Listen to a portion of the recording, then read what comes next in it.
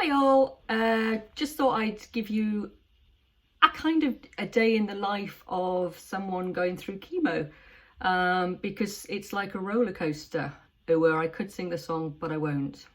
Um, it's been a tough month, last month, because it was Cancer Awareness Month, and it's brilliant, absolutely brilliant, the amount of profile that the month gave to cancer and raising awareness of it, and the great charities, the superb charities that are doing that work. But it's also, as somebody being treated for cancer, it's constant. You cannot escape it. It is constantly in your face. You turn on the news, there's a story, there's adverts, there's programs, Stand Up to Cancer, Macmillan, breast cancer care. And for me, it was really overwhelming, and I got quite low. I just wanted to shut it off. Yes, I've got cancer. Yes, I'm being treated. It was just too much, but I completely understood why it had to be done, and my obsessive bit, I kept watching the stories, and it just hurt. It's so scary if you get into the terminal stage. But anyway, I want to just talk you through a day in the life, because you can't escape it whether you try or not. So kind of wake up around 6:30, and the first thing I do is I have to take a tablet side of my bed, omeprazole, that protects my stomach from all the tablets that I'll take throughout the day. So I have that at 6:30 first thing, and then go down to the shower because I've got my Groshong lining, as you know. There you go. I can't have a shower because I can't get it wet, so I have to come downstairs and use the handheld shower to shower around and keep that area clear of water in case of infection, which would be very serious for me. So I never get to have the massive drenched shower. When you wake up in the morning and need that shower just to absolutely get you going. It's been 6 months I've not had that. I've got my little hand shower just tootling around all my bits and bobs.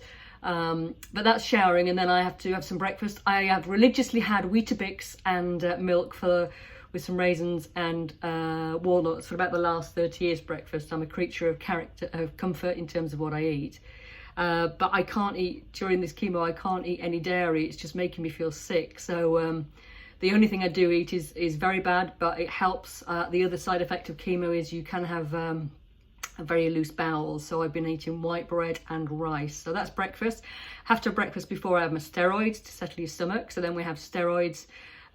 So it's reminding you every half hour or so that you've got cancer because you're taking so many drugs. But then I get ready and I come down the garden to work in the office here. And it's like, right, focus on work, crack on, really good, distract myself. And then I can't remember people's names, and I can't remember meetings that I've had. And luckily I've got my day book here.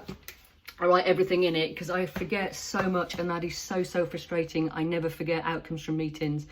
But that's the way it is. You do forget things, you forget names. People I've known for 30, 40 years, I forget their names. But people know that at work and in the sector, and they're being absolutely super.